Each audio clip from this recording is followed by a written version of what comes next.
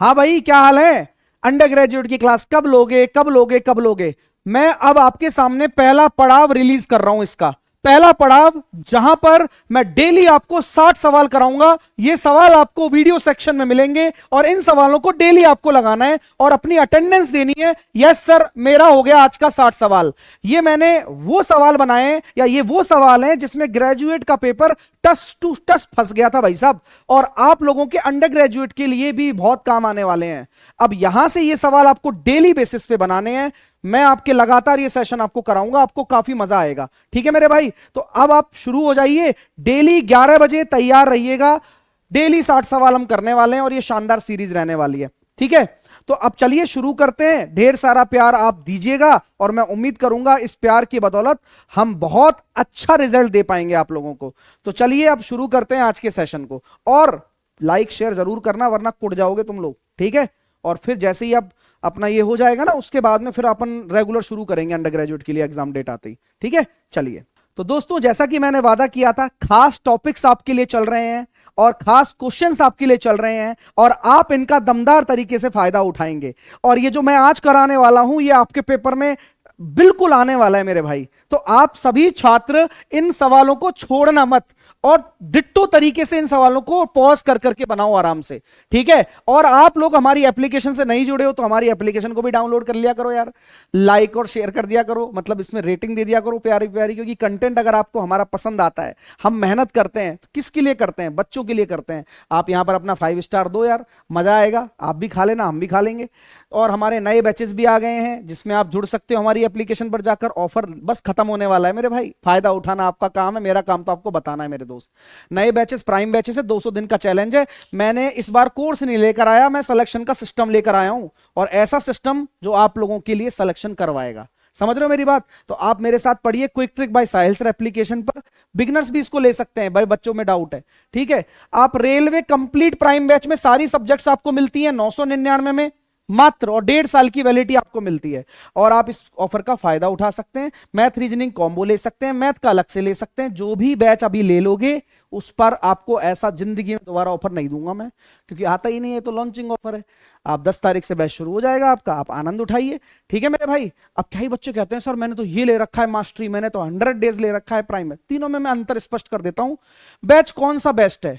सारे ही अच्छे बैच हैं, बस नए बैच का फर्क है। ये नया बैच है, अभी आया है। वो ओल्ड बैच है, इसमें डिटेल फाउंडेशन है, सब कुछ है, वीओडी अवेलेबल है। आज पहले से दिन से पढ़ना है, सारा कंटेंट एक दिन में मिल जाएगा। 100 डेज टारगेट बैच है, इसमें सारा क्विक रिवीजन है। जेब में रख के 6 एग्जाम देने जा रहे हो साल भर में तो भी रिवाइज करके जा सकते हो। तो काम ऐसा किया हुआ है मेरे भाई। और प्राइम बैच ऐसा सुपीरियर बैच बनाऊंगा, 200 दिन का चैलेंज है भाई। कुछ नया आपको भी मिलेगा और कुछ नया मैं भी करूंगा आपके लिए। तो सब कुछ अच्छा है, आप जो लेकर तैयारी शुरू करो वो लेकर तैयारी शुरू कर सकते हो। ठीक है मेरे भाई, नीचे इसकी पीडीएफ में डलवा दूंगा, और नीचे इसकी पीडीएफ में डलवा दूंगा, और आप बस आप आनंद लीजिए और सवाल को अच्छे तरीके से बनाइए, हर एक चीज को। ठीक है, कोई कॉम्प्रोमाइज नहीं चाहिए, कुट जाओगे भाई साहब फ्री में। ठीक है ना मेरे दोस्त? और लाइक शेयर जरूर करिएगा। Okay, all the best. चलिए अब सेशन शुरू करते हैं अपन। पहला सवाल आपकी स्क्रीन पर है, क्वेश्चन को पढ़िए, देखते हैं कौन करता है। ठीक है, आ जाओ। तो एक व्यापारी दो वस्तुओं को एक्स और वाई को प्रत्येक 9,000 रुपए प्रति वस्तु की दर से खरीदता है। 9,000 रुपए प्रति वस्तु की दर से खरीदता है भाई। ठीक है, वह उनमें से प्रत्येक वस्तु पर समान अंकित मूल्य भी अंकित करता है, यानी कि दोनों की एमआरपी भी सेम है। अच्छी बात है। वह एक्स को इतने परसेंट के 2 छूट पर बेचता है। आप मुझे बताओ एक्स पर टोटल छूट कितनी है? एक्स पर अगर टोटल डिस्काउंट निकालोगे, एकल डिस्काउंट निकालोगे, तो 25 प्लस का 30, 25 गुना 30/100, यानी कि अगर मैं कलेक्टिव डिस्काउंट निकालता हूं, 55 में से 7.5 गया तो 47.5% का डिस्काउंट ही डिस्काउंट है। ये एकल डिस्काउंट हो गया एक तरीके से, है ना? ठीक है, ये एक्स प्रोडक्ट पर है और इतने रुपए का लाभ कमा लेते हैं भाई। तो आप मुझे बताओ एक्स पर इतना डिस्काउंट देने के बाद में अगर मैं परसेंटेज प्रॉफिट निकालना चाहूं तो वह कितना हो जाएगा? आप बोलोगे सर 1080 रुपए का लाभ है। लाभ हमेशा सीपी के रेस्पेक्ट में निकाला जाता है, यानी कि 9000 का प्रॉफिट हो जाएगा। तो आप ये कह सकते हैं कि 12% का प्रॉफिट हो गया। अब x के लिए आपको दोनों चीजें पता चल गई हैं, आपका डिस्काउंट इतना है, प्रॉफिट इतना है। क्या सोच रहे हो, जब एमआरपी सेम होती है मेरे प्यारे भाई, तो क्या मैं एमपीसीपी का नहीं लगा सकता? क्या लगा सकते हो, क्योंकि एमपी और सीपी दोनों के लिए सेम है, दोनों का सीपी सेम है, दोनों की एमआरपी भी सेम है। तो आप बताइए ना मुझे कि अगर मैं 47.5% का डिस्काउंट दूंगा तो ये 52.5 पर बेचोगे, और 12% का प्रॉफिट कमाऊंगा तो 112, पॉइंट हटाओगे, जीरो लगा दोगे। यहां तक आपको बात समझ में आ गई क्या? अब ये x के लिए एमपीसीपी निकाल दिया मैंने। अब क्वेश्चन ने कहा है कि y को 45% की एकल छूट पर बेचता है, तो y का प्रॉफिट बता दो। तो मेरे प्यारे प्यारे विद्यार्थियों, आपको डिस्काउंट एमआरपी पर ही तो देना है 45% का, तो आप एमआरपी पर 45% का डिस्काउंट दोगे, यानी कि 55% पर आप बेचोगे। 55% को अगर आप सॉल्व करके लिखना चाहते हो, इसको आप 110/2 भी लिख सकते हो, 200 भी लिख सकते हो, 2 जीरो से 2 जीरो और 56, और सॉल्व करने पर आ रहा है 616, यानी कि 616 आपकी एक सेलिंग प्राइस आ गई, और आपकी कॉस्ट प्राइस आपकी 525 है। कितने का प्रॉफिट अर्न कर रहे हो? 75, 10 85 और 6 91 का प्रॉफिट है 525 के रेस्पेक्ट में। आप कहोगे सर कैलकुलेशन कैसे करी जाए? तो भाई 5 से काट लेते हैं, 5 एकम 5, 5 25, 5 से काटा 20 बार, 7 से काटा मैंने 15 बार, 7 से काटा मैंने 13 बार, 200 5 तिया 15, 5 चौके 20, 13 चौके 52/3, 17.33 आंसर आ जाएगा। अब आप लोगों को लगता होगा सर ये सवाल पेपर में आ रहा है। अरे भाई, जो बच्चे पेपर देकर आए हैं या जो पेपर देने जाएंगे उनको मैं पहले ही बता चुका हूं, आ चुका है। अब आप कहोगे अरे आज करा रहे हो क्या ये सवाल? जो बच्चा रेगुलर पढ़ रहा है, क्या उसको नहीं पता था कि ये सवाल मैंने ऑलरेडी पेपर हैक्ड में करवा दिया है? अब आप तो चेक भी कर सकते हो, NTPC level paper hacked number 7 में ये सवाल मैंने करवा चुका हूं ऑलरेडी। सवाल बिल्कुल एज इट इज सवाल है, ये उल्टा शॉर्टकट से भी किया था हम लोगों ने। याद आ जाए तो अच्छी बात है, वरना कोई बात ही नहीं है। आगे चलते हैं। 16 और 320 का थर्ड प्रपोर्शन कैसे निकालोगे? तो कभी भी किन्हीं दो संख्याओं का थर्ड प्रपोर्शन निकालना है तो आपको पहले भी बता चुका हूं कि दूसरी संख्या का स्क्वायर करके पहली संख्या का भाग कर देना, आपका थर्ड प्रपोर्शन निकल कर आ जाएगा, तृतीय अनुपात निकल कर आ जाएगा, जो कि कितना निकल कर आएगा? 6400 निकल कर आएगा। उम्मीद करता हूं आप लोगों ने सही तरीके से आंसर दे दिया हो। 7 अंकों की संख्या है, 4 से डिविजिबल है मेरे भाई। अगर 4 से डिविजिबल है तो लास्ट के 2 अंक 4 से डिविजिबल होने चाहिए, तो बी की मैक्सिमम वैल्यू क्या होनी चाहिए? तो सर जी बी की मैक्सिमम वैल्यू आप 8 दे सकते हो, जिससे कि 28 आपका 4 से डिविजिबल हो जाए, ठीक है, जिससे कि 28 आपका 4 से डिविजिबल हो जाए। अगला सवाल देखेंगे, किसी डेटा के बहुलक और माध्यिका का अंतर आपको 24 दिया हुआ है, तो माध्यिका और माध्य का अंतर क्या होगा? तो प्यारे प्यारे दोस्तों, आपको एक एम्पेरिकल फॉर्मूला याद होना चाहिए कि मॉड बराबर क्या होता है? 3 गुणा माध्यिका माइनस का 2 गुणा माध्य। मुझे बहुलक और माध्यिका का अंतर, तो क्या हम ये कह सकते हैं क्या बहुलक और माध्यिका का अंतर 24 है?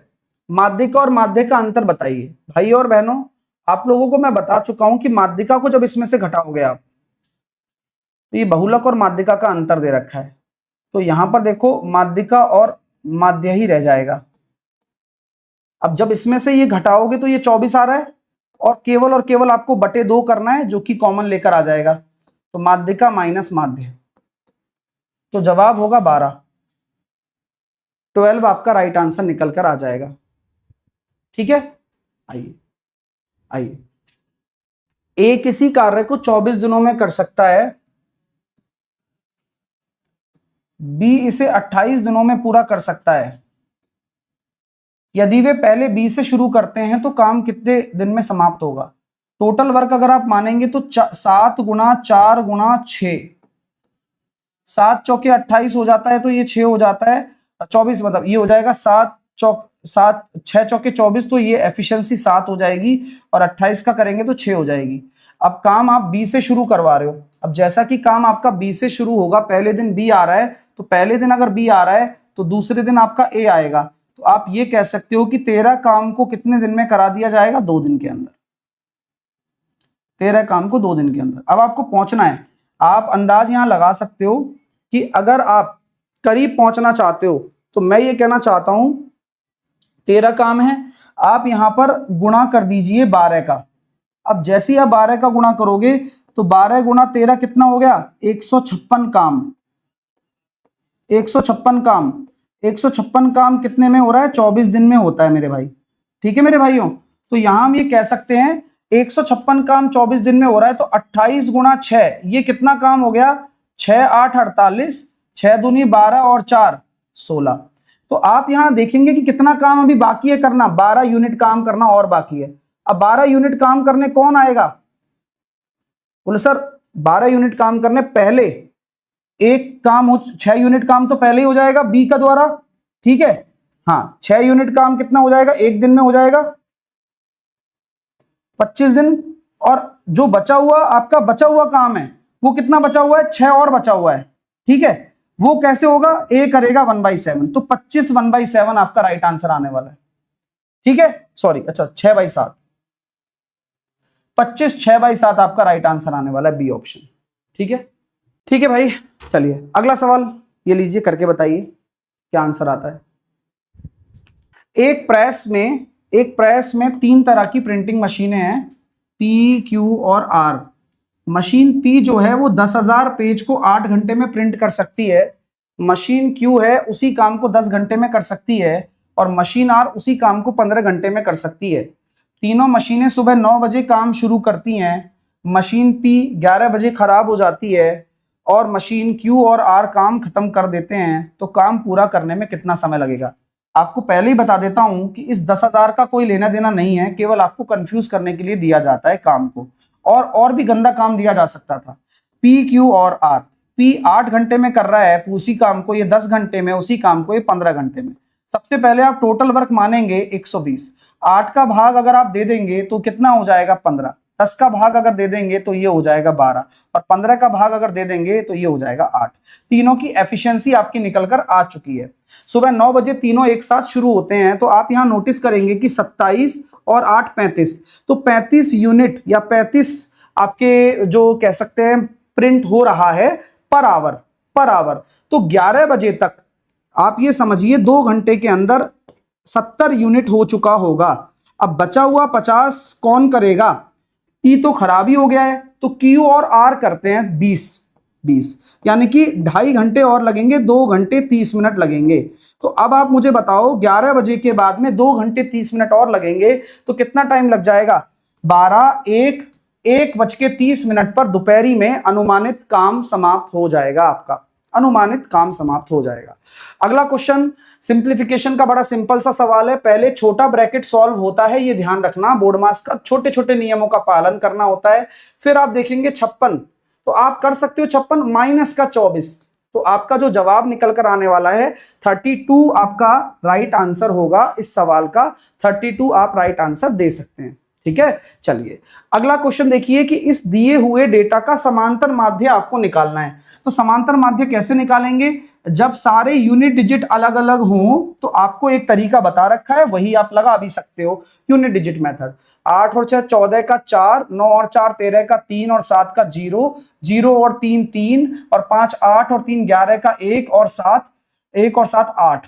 अब 1 2 3 4 5 6 7 8 9 का भाग अगर दे रहे हैं तो 9 के टेबल में 9 छिकी 54 नहीं होना चाहिए, 9 7 63 नहीं होना चाहिए, 9 दूनी 18 होना चाहिए। तो अंदाज से हम यहां यूनिट डिजिट अगर लगा रहे हैं तो आंसर 52 हमारा बनना चाहिए था, और आप लोग आसानी से यूनिट डिजिट से इन सवालों को कर सकते हो, और मैं उम्मीद भी करूंगा कि आप करके भी आए होंगे। अगला सवाल देखेंगे कि दो संख्याओं का योग आपको दिया हुआ है, दो संख्याओं का अंतर दिया हुआ है, तो उनका लसागु पे आपको निकालना है। सवाल इंटरेस्टिंग क्यों बन गया? क्योंकि आपको ये दो संख्याओं का योग दे रखा है 252, और दो संख्याओं का आपको डिफरेंस दे रखा है 108। तो सबसे पहले आपको क्या निकलना पड़ेगा? सबसे पहले आपको संख्या निकालना पड़ेगा 360 का बटे 2 करेंगे 180, और अब 180 आ गया। अब आप ये देखिए कि 180 ये आ गया, तो ये कितना है? 72। इनका लैसे पे देखिएगा,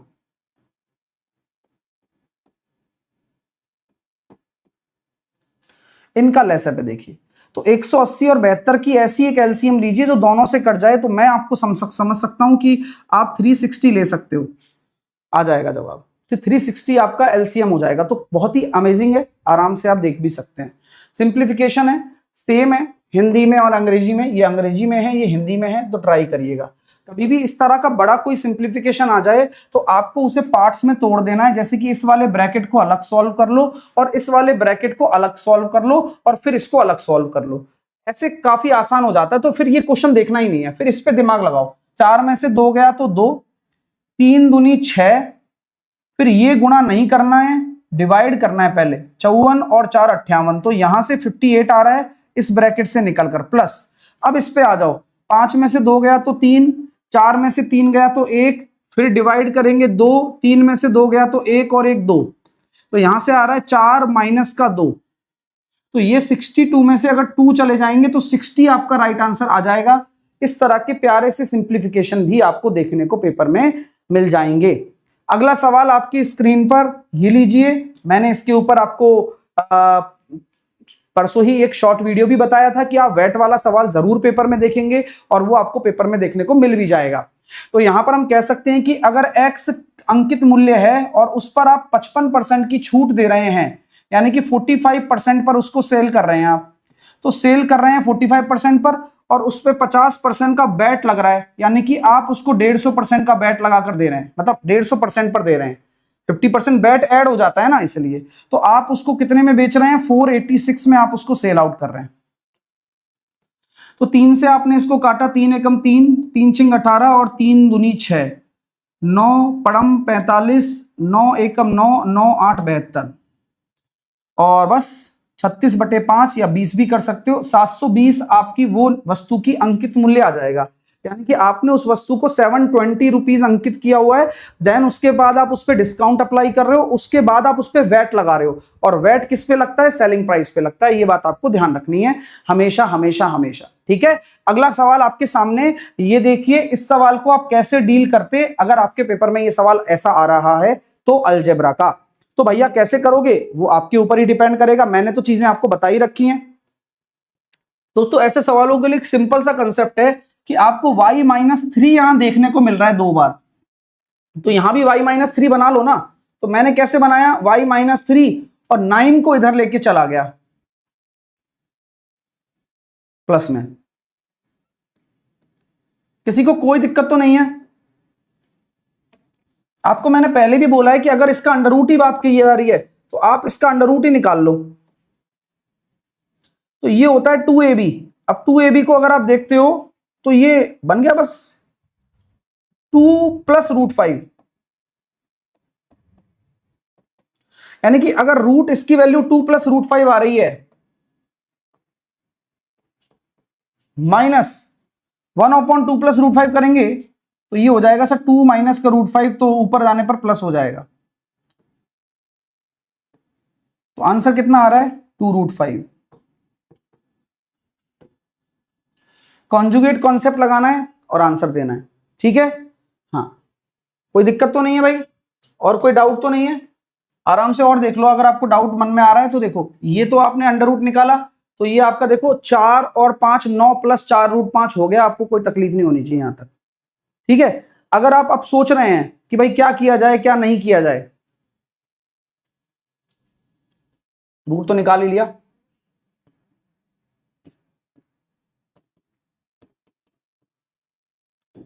ये आपका 2 + √5 है।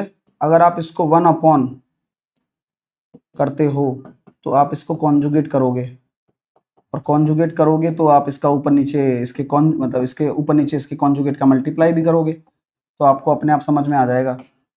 क्या आंसर ये नहीं आने वाला है ना, थोड़ा माइनस प्लस का चक्कर पड़ेगा इसमें।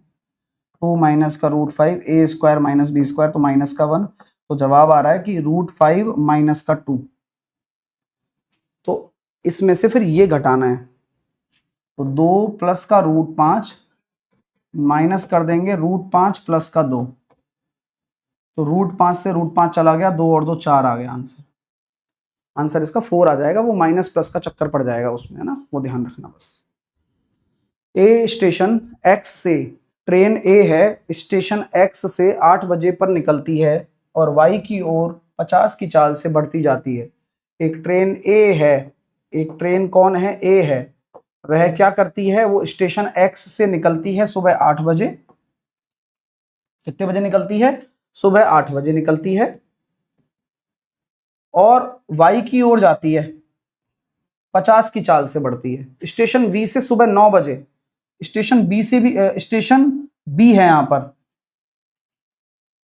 ट्रेन बी वाई से, ओके, ट्रेन बी है जो कि सुबह 9 बजे निकल रही है और वो भी वाई से निकल रही है और एक्स की ओर। तो दोस्तों मेरी बात को गौर से सुनना, थोड़ा सा और ज्यादा इसको आसान बनाते हैं। आप ये बताओ कि 9 बजे तक ये 50 किलोमीटर मूव कर चुका होगा कि नहीं कर चुका होगा, सही बात है। तो आप अब ये समझिए कि सुबह 9 बजे की अगर मैं बात ही करना चाहूं आपसे, तो एक ट्रेन जो ए है और एक ट्रेन जो बी है, क्या अब दोनों सेम टाइम पर गतिमान हो रही हैं? इसकी रफ्तार 50 है और इसकी रफ्तार 60 है, किसी को कोई प्रॉब्लम तो नहीं है। सुबह 9 बज रहे हैं, क्वेश्चन ने ये कहा है कि दोनों 9:45 पर मिलती हैं, तो ये यहां से हमें क्लियर हो गया कि यार इनके बीच की दूरी अगर मुझे फाइंड आउट करनी भी है, तो मैं ये कहना चाहता हूं कि 110 किलोमीटर पौन घंटे तक चलते रहे। पौन घंटे का मतलब 45 मिनट का मतलब है 15 या 45 और 15 चौके 60, तो इनके बीच की जो दूरी आ रही है वो 330/4 आ रही है। ये टोटल दूरी है इनके बीच की। 50 और जोड़ सकता हूं अगर मुझे इन दोनों पॉइंट की निकालनी है, तो मैं जोड़ भी देता हूं आपके कहने पर भी, 50 और जोड़ दो। तो कहने का मतलब है 200 और 530/4। अब 530/4 को अब सॉल्व कर लेते हैं। ये एक दूसरे, हाँ, और x और y की बीच की दूरी का 1/4 ज्ञात कीजिए। तो भाई साहब बहुत तगड़ा सवाल है यार। तो पहले तो ये निकालो, 4 एकम 4, बचे कितने, 1, 4 तिया 12, बचा 1, 4 दूनी 8, बचे 2, 4 पंजे 20, और उसका भी 1/4 निकालना है। 4 तिया 12, 4 तिया 12 और 125, 33.125। सवाल कैसा लगा, जवाब कैसा लगा बता दीजिएगा। मजा आ गया क्वेश्चन में? क्वेश्चन इंटरेस्टिंग है, ठीक है। इसमें इंटरेस्टिंग क्या था कि लास्ट में भी आपसे पूछा गया है कि दूरी का 1/4 बताओ, तो आसानी से छोड़ा नहीं सवाल को, आसानी से बीच की दूरी नहीं बतानी है, उस दूरी का भी 1/4 बताना है दोबारा से। अच्छा सवाल है। 20%, 5% और 21% की 3 लगातार छूटों के बाद में अंकित मूल्य का प्रभावी मूल्य प्रतिशत क्या होगा, बताइएगा। 20, 5 और 21 की अगर मैं 3 लगातार आपको छूट देता हूं, ठीक है, तो उनका इफेक्टिव क्या होगा भाई। देखो ऐसा है, तीनों का इफेक्टिव निकालना है तो तरीका बहुत सिंपल और अच्छा रखना है, ये समझ के चलिए। पहले आप 20 और 5 में सक्सेसिव लगा दो डिस्काउंट का। जनरली आप लगा भी सकते हो, 25 में से अगर आपने 1 घटा दिया तो 24%।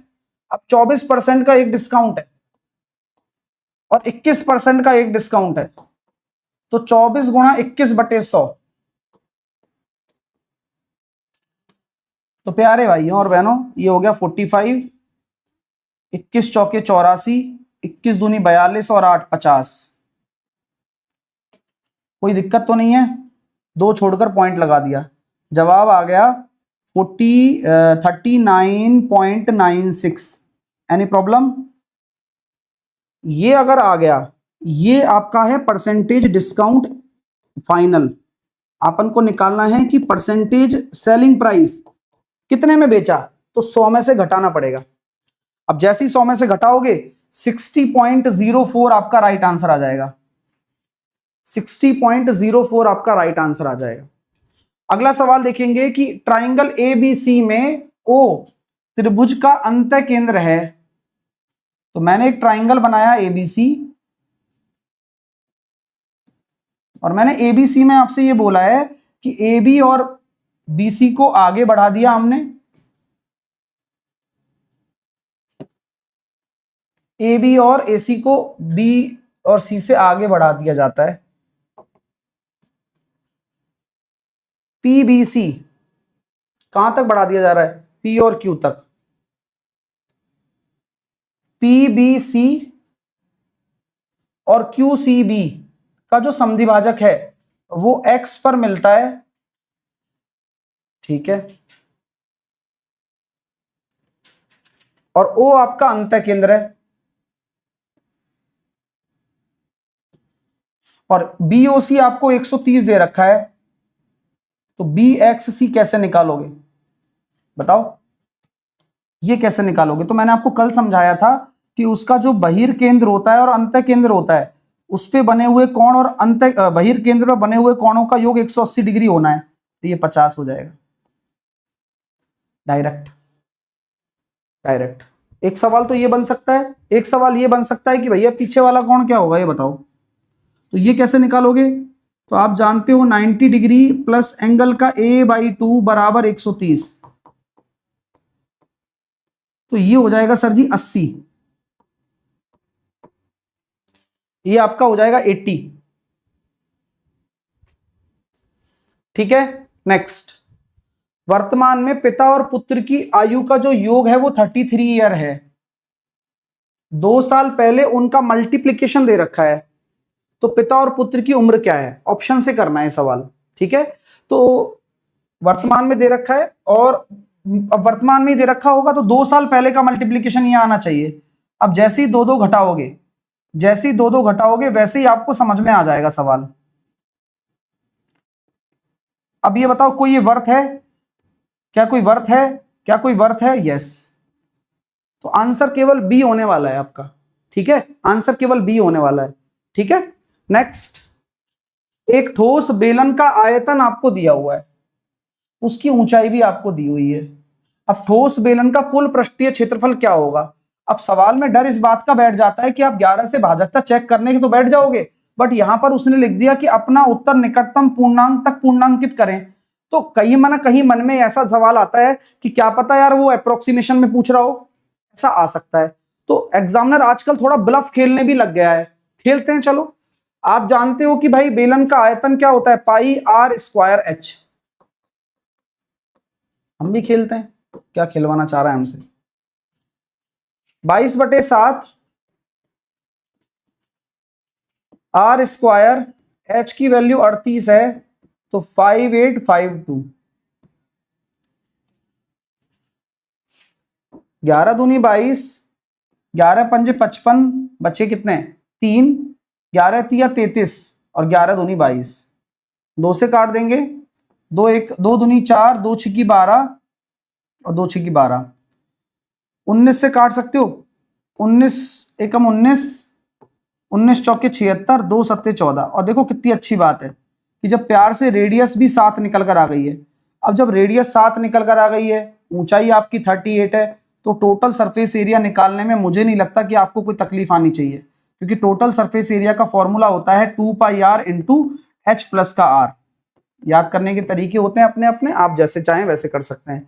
मैं जैसे कि चार्ट पढ़ाता हूं तो मैं आपको हमेशा कहता हूं कि जो 2πr है, रेडियस अगर 7 होती है तो 2πr की वैल्यू कितनी हो जाएगी? 44 इंटू 38 और 7 45। तो मैंने कहा ना कि 0 वाला आंसर होगा, तो एक ही ऑप्शन में है, और कोई भी पूर्णांकित वाली बात ही नहीं थी। और ये सवाल बहुत ही आसानी से पहले भी किया जा सकता था कि अगर 11 से डिविजिबिलिटी अगर आप देख रहे हैं तो, बट इस छोटे से कॉन्सेप्ट की वजह से एक मन में डर पैदा किया जाता है, जिससे कि बच्चा वो दिमाग ना लगा पाए 11 से भाजकता वाला। और ये वो डर रखना भी भाई, हाँ ठीक है मेरे भाई, वो डर रखना भी आप भी, है ना, क्योंकि क्या पता कल को मिस भी हो सकती है ना वो चीज। इसलिए शहर की वर्तमान संख्या ये है और हर साल 30% बढ़ती है, तो 2 साल पहले कितनी होगी? तो 2 साल पहले जनसंख्या मान लो x है, हर साल 30% बढ़ती है, यानी कि 130/100, 130/100। तो अब वर्तमान में जो जनसंख्या है वो 91,260, 91,260, ठीक है। हाँ सर 11 से भी 2 मल्टी, वही तो है ना, इसलिए उसने पूरा ही सॉल्व करवा लिया। चलिए, तो क्या हम कह सकते हैं 13 सत्ते 91, 13 दूनी 26, 13 पंजे 65, 13 चौके 52, तो आंसर आ जाएगा 54,000। ऑप्शन नंबर सी 54,000 आपका राइट आंसर आ जाना है। अगला क्वेश्चन देखेंगे, प्यार से करना है, देखिएगा कैसे आंसर दे सकते हैं आप जब 111 को 3 से भाग कर रहे हैं तो वो आ रहा है 37, 14 अट्ठे 112, 360 और 18, इसको इसमें जोड़ेंगे 390 और 490 में से 37 चले गए, तो 4 कितना हो जाएगा, 7 जोड़िए ना, 50 और 30 80, 453। D option 453 will be your right answer. अगला करेंगे, x और y का रेशो गिवन है, आप इसका रेशो बताइए। डायरेक्ट आप पुट कर सकते हो, x को आप 5 रख सकते हो, y को आप 6 रख सकते हो। x को जैसे ही आप 5 रखोगे तो 6 पंजे 30, y को अगर आप 6 रखोगे तो ये, x को अगर आप 5 रखोगे तो 15 और 6 चौके 24। तो मैं आपको पहले ही बता चुका हूं, ये हो गया 24 और ये आपके सामने हो गया भैया 39। तो 3 से आपका कट जाएगा कितना, 8 और 13 बार। क्लियर है, मजा आ रहा है? बिल्कुल भी टेंशन मत लीजिए, जैसा मैं करा रहा हूं बस वो करके आप जा रहे हो, लगातार मेहनत, तो पेपर आप फोड़ कर आओगे। मैथ में, रीजनिंग में, हर सब्जेक्ट में बस आप जो कराया जा रहा है वो आपको करना ही पड़ना है, ये बात समझ के चलिए। और भाई लाइक शेयर किया करो, अगर मेहनत पसंद आ रही है सब्सक्राइब करके रखो चीजों को, और भी बेटर चीजें आपके लिए रेगुलर बेसिस पे मिल रही हैं। 3 बजे वाले सेशन में भी जुड़िएगा, वो क्वेश्चन भी आपके पेपर में आ सकता है। ठीक है, चलिए आइए। एक वस्तु पर उसके क्रय मूल्य से इतना अधिक अंकित किया है, इसके अंकित मूल्य पर इतने % का छूट देकर इतने % का लाभ पर बेचा गया है, तो विक्रय मूल्य क्या होगा बताइए, बता देते हैं। देखो दोस्तों, कभी भी आप एमपीसीपी वाला केस देखते हैं तो एमपीसीपी वाला केस हमें यही तो बता रहा है कि इतने % का डिस्काउंट देकर इतने % का लाभ बना लिया गया है। जब आप इसको 5 से काटेंगे तो देखोगे कि 24 बार, 5 से काटेंगे तो देखोगे 17 बार। तो बोला गया क्रय मूल्य से इतना अधिक अंकित है, 7 रेशो बराबर 224, 7 तिया 21 और 7 दूनी 14, 32। अब एक रेशो की वैल्यू 32 आ रही है। अब चाहो तो आप सबसे पहले आप सीपी निकाल लो। अब जैसे ही आपने 85 इंटू 32 किया तो सीपी आ गया। अब सीपी आ गया तो प्रॉफिट कितना है, 20%। तो 20% प्रॉफिट होता है तो उसको क्या लिखते हैं, 6/5। ये आपको सेलिंग प्राइस निकालने का तरीका है। कैलकुलेशन भी आसान हो जाएगी, कैसे, 5 से काटोगे 17 बार। अब यूनिट डिजिट से भी कर सकते हो चाहो तो, अगर सही ढंग से आ जाए तो। भाई यहां तो मेरा पूरा का पूरा ही आ रहा है वैसे तो,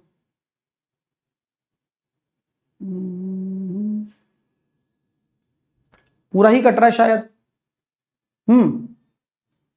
बताओ, या कुछ 6 दूनी 12 7 84, ये तो मेरा पूरा ही कट रहा है। इसमें देखो वस्तु का विक्रय मूल्य क्या होगा, यहां हमने निकाला अपना सीपी और सीपी पर हमने लगा दिया प्रॉफिट, फिर विक्रय मूल्य क्यों दिक्कत कर रहा है,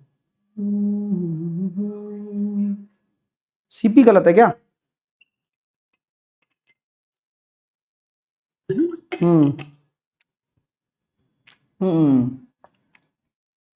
ये है सीपी, मैंने 85 ले लिया गलती से।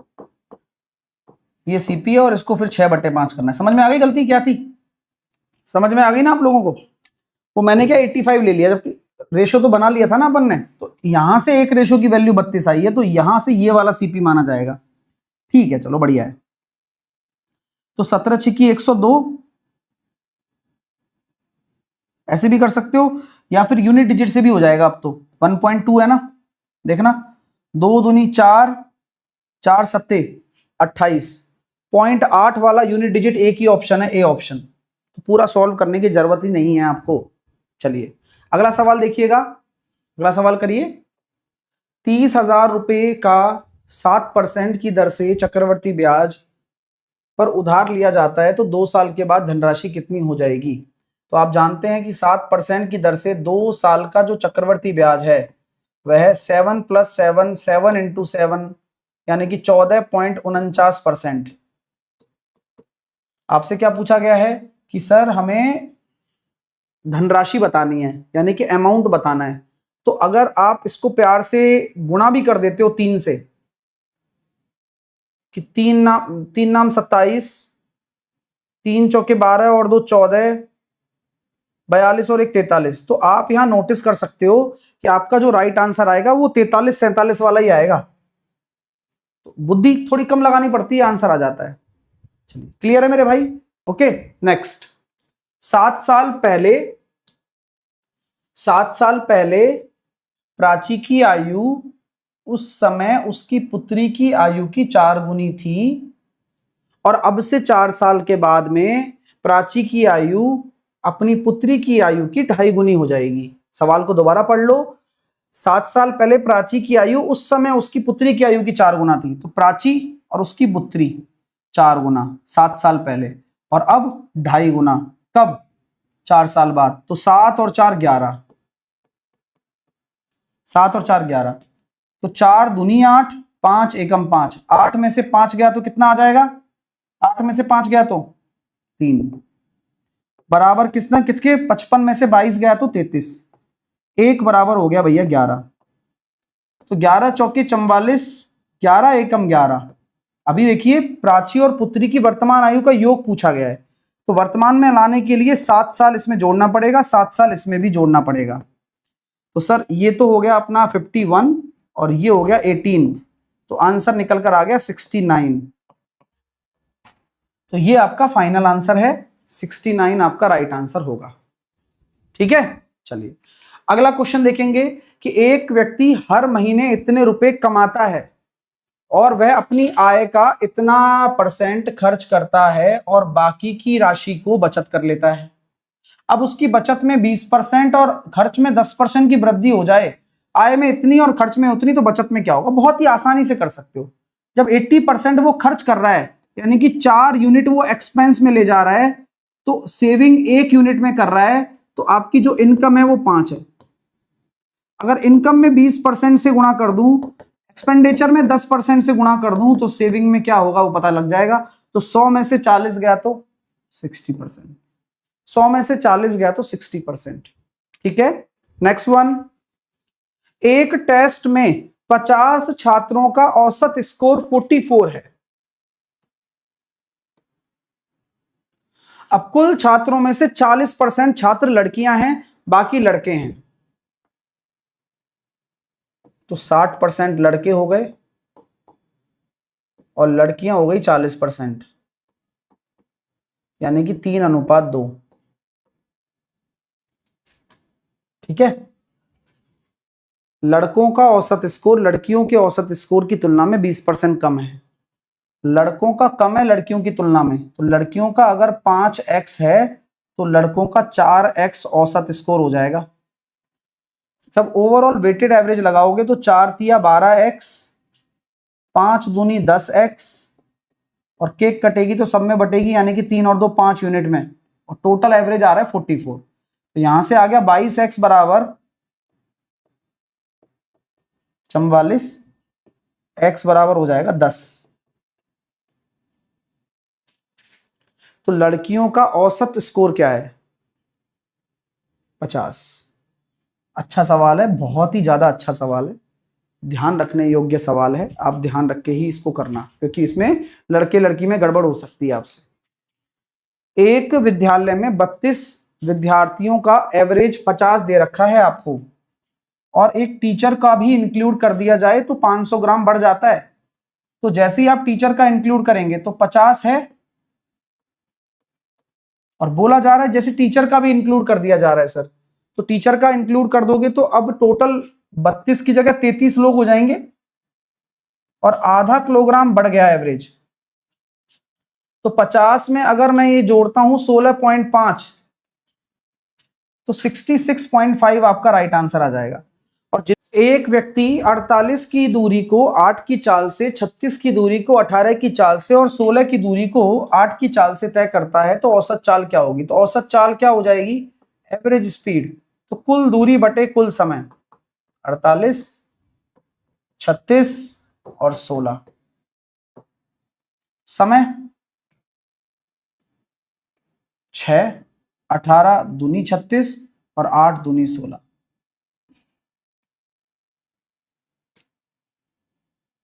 चौवन और 30 84, 84 और 16 100, 100 बटे 10, 10 किलोमीटर प्रति घंटा आपकी औसत चाल हो जाएगी। इस पूरी जर्नी की औसत चाल हो जाएगी 10 किलोमीटर प्रति आवर। एक कक्षा में औसत आयु 20 वर्ष के 12 छात्र हैं, कक्षा दूसरी में 23 साल के 16 छात्र हैं। मतलब अगर उनका वेटेज की बात करेंगे तो एक कक्षा में 12 छात्र हैं और एक कक्षा में 16 छात्र हैं वेटेज में। यहां इनका रेशो निकालोगे तो 4 तिया 12 और 4 चौके 16। अब कक्षा में पहले वाले का तो एवरेज कितना है? 20 है। दूसरे वाले का एवरेज कितना है? 23 है। टोटल ओवरऑल एवरेज निकालेंगे तो 20 को बेस मान लिया, जेएसएम लगा रहा हूं इस बार, 4 यूनिट में तो 12, और केक कटेगी तो 3 और 4 7 में बटेगी। तो 20 प्लस 7 एकम 7 प्लस 5 बटे 7, तो 21 पॉइंट कुछ आंसर आ जाएगा, जो कि ऑप्शन नंबर सी मुझे बता रहा है कि 21 पॉइंट कुछ आप आंसर दे सकते हो। ठीक है मेरे भाई। चलो नेक्स्ट। 63 किलोमीटर पर आवर की गति से चल रही 150 मीटर लंबी एक रेलगाड़ी उसी दिशा में 45 की गति से चल रहे 100 मीटर लंबाई की एक अन्य रेलगाड़ी को पार करने में कितना समय लगाएगी? तो टोटल दूरी आप एक तरफ जोड़ लेते हो, 63 और 45 की रिलेटिव स्पीड अगर आप देख रहे हो, क्योंकि उसी दिशा में चल रही है, तो 18 रिलेटिव स्पीड आ जाएगी। उसको 5 बटे 18 से गुणा कर दोगे तो टाइम निकालना है, तो 50 सेकेंड आपका टाइम होगा। तो 50 सेकेंड का समय लगने वाला है। ठीक है मेरे भाई। चलिए नेक्स्ट। 3.5 सेंटीमीटर की आंतरिक त्रिज्या वाले एक क्षैतिज बेलनाकार पाइप से 2 मीटर पर सेकंड की गति से जल प्रवाहित हो रहा है। पाइप सदैव आधा भरा रहता है, तो 5 मिनट में प्रवाहित होने वाले जल की आयतन बताइए। सवाल इंटरेस्टिंग है। पाइप से निकलने वाला जो जल है उसका फ्लो रेट आपको, मतलब कितना वॉल्यूम निकला वो आपको बताना है। यहां पर क्या बताना है? कितना पानी निकला है वो आपको बताना है। बताइए तो कैसे करेंगे? कोई भी पाइप है, अब पाइप से अगर पानी निकल रहा है,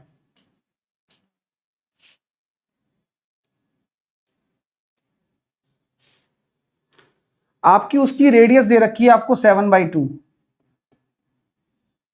स्पीड दे रखी है 2 मीटर पर सेकेंड, टाइम दे रखा है आपको 5 मिनट। ठीक है, तो अगर मैं आपसे आपका वॉल्यूम पूछ लूं यहां पर, तो कितना आयतन निकलेगा?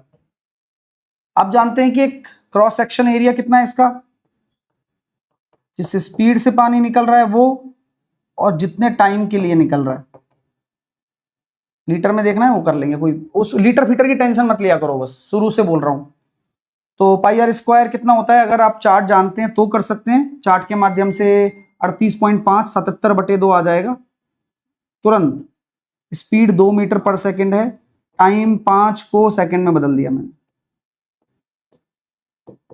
आंसर आपके सामने है। तो 30 का गुणा करोगे तो इकाई अंक आप कर सकते हो इसमें 77 × 5। भाई 5 मिनट को मैंने सेकंड में बदल लिया, मैंने, कोई दिक्कत नहीं है। ठीक है, तो अब जब सॉल्व करने पर कितना निकल कर आ रहा है? इतना आ रहा है। एक चीज और यहां पर ध्यान रखने योग्य है कि यहां पर एक चीज बोली गई है कि पाइप में सदैव आधा भरा रहता है, तो ये जो वॉल्यूम है ये आधा ही निकलेगा बाहर। तो यहां पे आपको फिर 2 से काट लेना है, 15 सत्ते 105, तो 77 × 15 करना, आंसर दिखेगा आपको 15 सत्ते 105, 15 सत्ते 105 और 10 115, तो 1155 आंसर आ जाएगा। बहुत ही इंटरेस्टिंग सवाल है, और सबसे ज्यादा इंटरेस्टिंग चीज है 1/2, क्योंकि यहां आधा भरा रहता है पाइप। सबसे ज्यादा इंटरेस्टिंग चीज यही है। वरना दिक्कत आपको हो जाती है इस सवाल में, पढ़ते पढ़ते भी आप गलत कर जाओगे। पहला सवाल आपकी स्क्रीन पर, x प्लस 1/x बराबर अगर माइनस का 3 है तो x cube plus 1/x cube क्या होगा। देखो दोस्तों, अगर ये माइनस का 3 है, ठीक है, तो x cube plus 1/x cube क्या होगा, तो ये होता है p क्यूब माइनस का 3p होता है। क्या होता है, p क्यूब माइनस का 3p। तो यहां पर अगर आप -3 का होल क्यूब कर देते हैं और माइनस का 3 और p की वैल्यू माइनस का 3 रख देते हैं, तो माइनस माइनस माइनस तो हो जाएगा माइनस का 27 और प्लस का 9, तो जवाब हो गया माइनस का 18। तो आपका जो सही विकल्प आ जाएगा वो माइनस का 18 आ जाएगा। सही तरीके से ऐसे सवालों का जवाब देना, प्लस माइनस में गड़बड़ मत कर देना वरना गड़बड़ हो जाएगी। ठीक है मेरे भाई, चीजें क्लियर हो गई आपको, अच्छे से करके आ जाना, ये आसान सवाल है। ठीक है, इसके ऊपर और भी चीजें बन सकती हैं, जैसे कि कल को कोई आपसे पूछे कि x प्लस 1/x बराबर p है, तो फटाफट से रिवीजन मार लो, एक्स स्क्वायर प्लस 1/x² क्या होगा, p स्क्वायर माइनस का 2 होगा। ठीक है, कल को कोई आपसे कह रहा है कि x प्लस 1/x बराबर अगर p है तो x cube plus 1/x cube क्या होगा, p क्यूब माइनस का 3p हो जाएगा, p क्यूब माइनस का 3p हो जाएगा।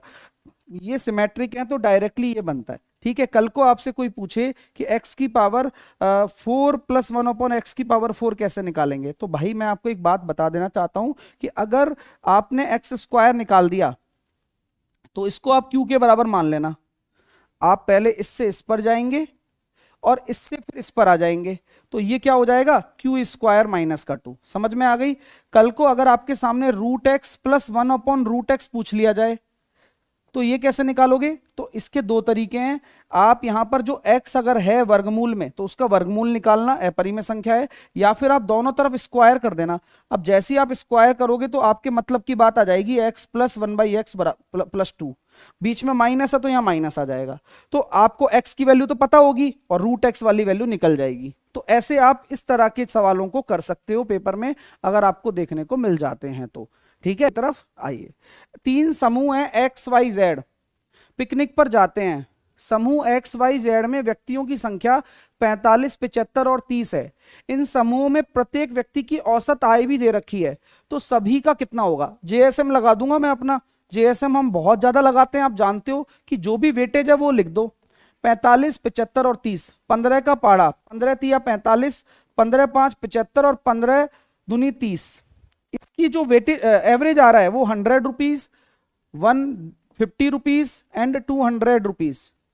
तो भाइयों और बहनों, अगर हम बेस मान लेते हैं तो बेस मैंने यहां पर सबसे छोटा मान लिया JSM के लिए, यहां से तो कोई डेविएशन आएगा नहीं। यहां से 50 × 5 हो जाएगा 250 और यहां से 100 × 2 हो जाएगा 200। अब केक कटेगी तो सब में बटेगी ना, बढ़ती है सर सब में, तो 45 जुड़ जाएगा, तो 145 आपका राइट आंसर आ जाएगा, 145। तो ये ओवरऑल प्रति व्यक्ति खर्चा हो गया, 145 आपका ओवरऑल प्रति व्यक्ति खर्चा हो गया। ठीक है, चीजें क्लियर हैं। आइएगा, एक अर्धगोले का संपूर्ण पृष्ठीय क्षेत्रफल दिया हुआ है, अर्धगोले की त्रिज्या बताओ। अर्धगोले का संपूर्ण पृष्ठीय क्षेत्रफल दोस्तों 3πr² होता है, जिसकी वैल्यू होती है 4158 के बराबर। 3 का भाग देंगे, 3 एकम 3 बचा 1, 3 तिया 9 और 3 अट्ठे 24, 3 छिंग 18। अब जैसे ही 1386 आया, अगर आप लोग मेरे से पढ़ रहे हो तो πr² बराबर 1386 कब होता है, ये आपके जहन में होना चाहिए 21, क्योंकि मैं तो चार्ट को चटा के रखा हुआ हूं।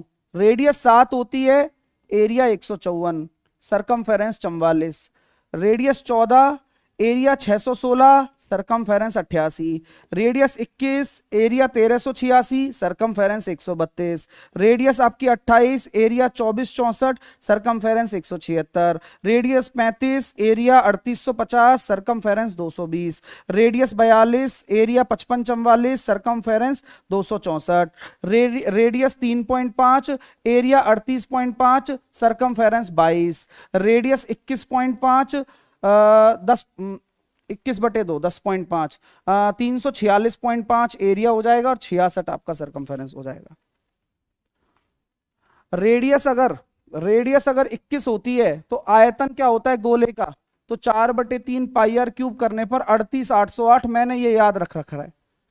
अगला सवाल देखिए, एक टी क्रमशः इतने और इतने और इतने की चाल से इतने इतने किलोमीटर की दूरी तय करता है, तो औसत चाल क्या होगी। अब भाइयों और बहनों, भाई औसत चाल का सिंपल सा एक फॉर्मूला है, कुल दूरी बटे कुल समय। अब इतना बड़ा बड़ा डेटा आ जाता है तो कोई और मेथड लगाना मेरे को उचित समझ में नहीं आता, केवल और केवल मैं सोचता हूं कि दूरियों को जोड़ दो। हाँ, 6 और 5 11, 10 और 2 12, 6 और 6 12 और 3 1521, तो टोटल दूरी आ गई। अब टोटल समय कैसे निकलेगा?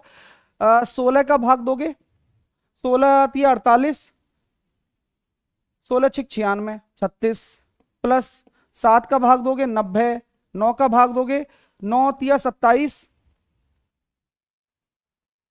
बचे 4, 9 पड़म 45, बस खेल खत्म।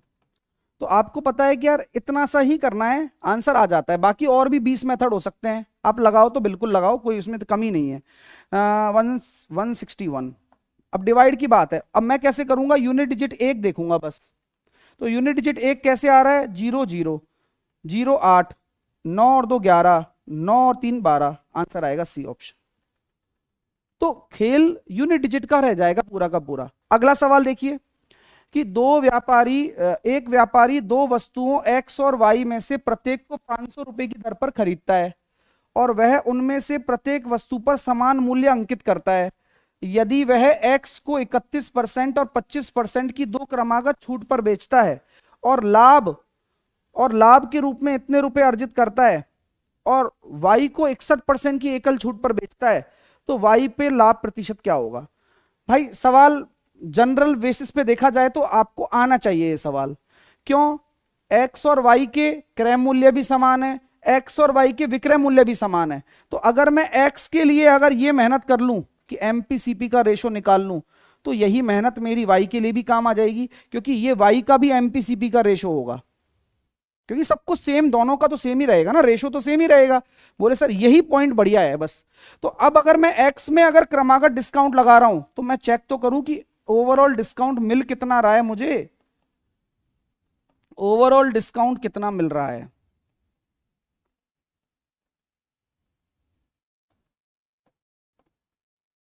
तो ये हो गया भैया 56 में से 4 सत्ते 28, 7.75 घटा दो, ये गया 49, 48.25। बोलो हाँ या ना? 75 जोड़ेंगे 49, 49 और 7 56। अब 48.25 का जब डिस्काउंट आप दे दोगे तो कितना बचेगा पता है आपको? कितना बचेगा सर? 0.75, 49 और फिर ये हो जाएगा 50। हाँ, तो 1.75, 51.75। अब चेक कर लो चाहे तो, भाई 100 में से घट के चलता है ना वो, तो 0.75 जोड़ोगे तो अपना हो जाएगा 49 और 50 और 50 100। अब प्रॉफिट कितना हो रहा है? 328। अब 328 500 का कितना है? 328 500 का कितना है? तो अगर आप इसको चेक कर रहे हो तो यहां से जो परसेंटेज निकल आ रहा है, ये निकल कर आ रहा है दोस्तों 10/2। 328 10/2, तो 8 दूनी 16 और 64 और 1 65।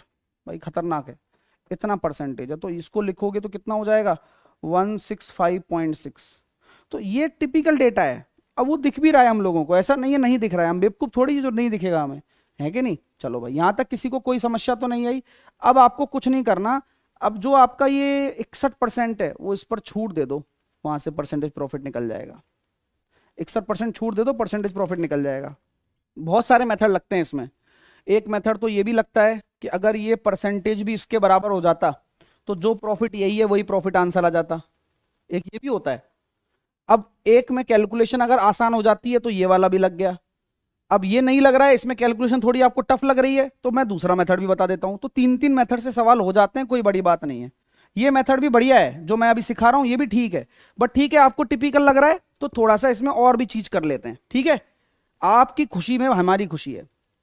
आप बात समझ पा रहे हैं? थोड़ी थोड़ी समझ पा रहे होंगे। चलो, तो सर क्या करने वाले हो अब आप? भाई देखो मैं ऐसे कर दूं कि 500 रुपये मेरा सीपी है, एक्स रुपये मैंने अंकित कर दिया एक्स्ट्रा, तो ये मेरी एमआरपी हो गई। एमआरपी पर मैंने 2 डिस्काउंट दे दिए, एक डिस्काउंट ये, एक डिस्काउंट ये। भाई एक एक चीज को समझ लेना बस। मैंने क्या किया? अंकित किया। मैंने क्या कर दिया? इसको ए मान लेता हूं, चलो, है ना, जिससे मैंने ए रुपये अंकित किया। ये मेरी एमआरपी हो गई। एमआरपी पर मैं 31% का डिस्काउंट दूंगा यानी कि 69% पर बेचूंगा। एमआरपी पर मैं 25% का डिस्काउंट दूंगा यानी कि 75% पर बेचूंगा। तो एक आध सवाल ऐसे आए हैं, तो आप बच्चा जब देखता है तो उसको लगता है कैलकुलेटिव है, और लग भी सकता है, उसमें कोई बुराई वाली बात नहीं है। आप मुझे बताओ ये काम जो मैं कर रहा हूं किसके लिए कर रहा हूं? एक्स के लिए कर रहा हूं। प्रॉफिट मेरा कितना है? 328।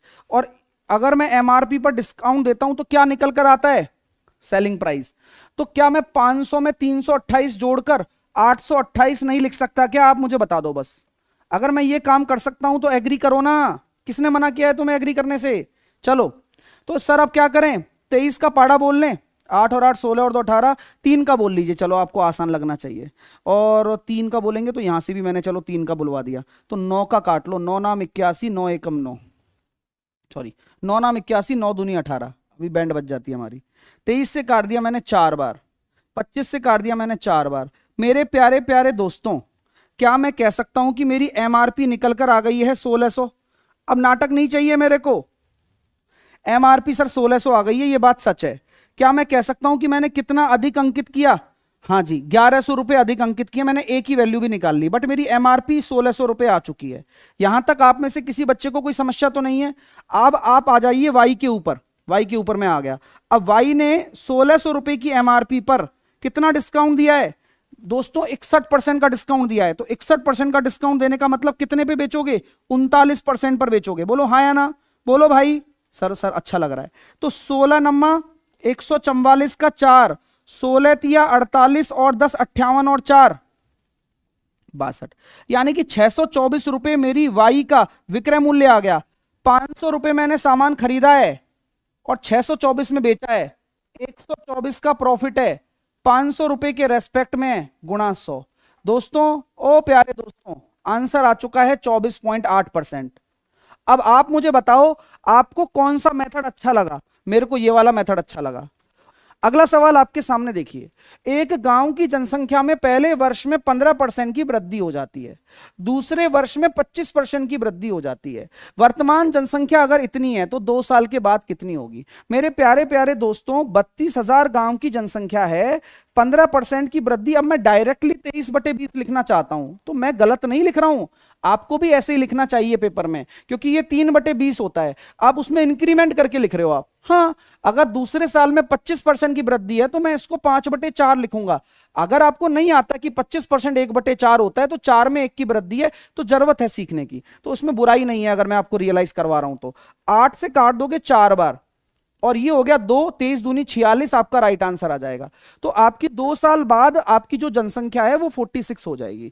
अगला सवाल देखिए कि 1488 रुपए को XYZ में बांटना है। आपको वो हिस्से दे दिए, कौन सा मेथड लगाओगे? प्लॉट लगा सकते हो। प्लॉट अगर नहीं लगाना चाहते हो तो एक काम आप आसानी से कर सकते हो कि आप y को बराबर कर लो, क्योंकि y यहां पर ब्रिज है। अब y को बराबर करने के लिए 5 का गुणा किया इधर और यहां पर 7 का गुणा किया इधर। पूछा क्या गया है आपसे? सर जेड का हिस्सा बताओ। तो जेड के हिस्से में देखो 30 आ रहा है, यानी कि वो अनुपात जो 30 का मल्टीपल हो। तो ये तो नहीं है, ये भी नहीं है। आंसर ये हो सकता है, आंसर ये भी हो सकता है। दोनों में हो सकता है वाली कंडीशन लेके चले हम। ठीक है, 28, 35 और 30। जवाब निकालने के लिए अब आपको सॉल्व करना पड़ेगा। 8 और 5 13, 4 और 3 7 और 2 9, 93 बराबर 1488।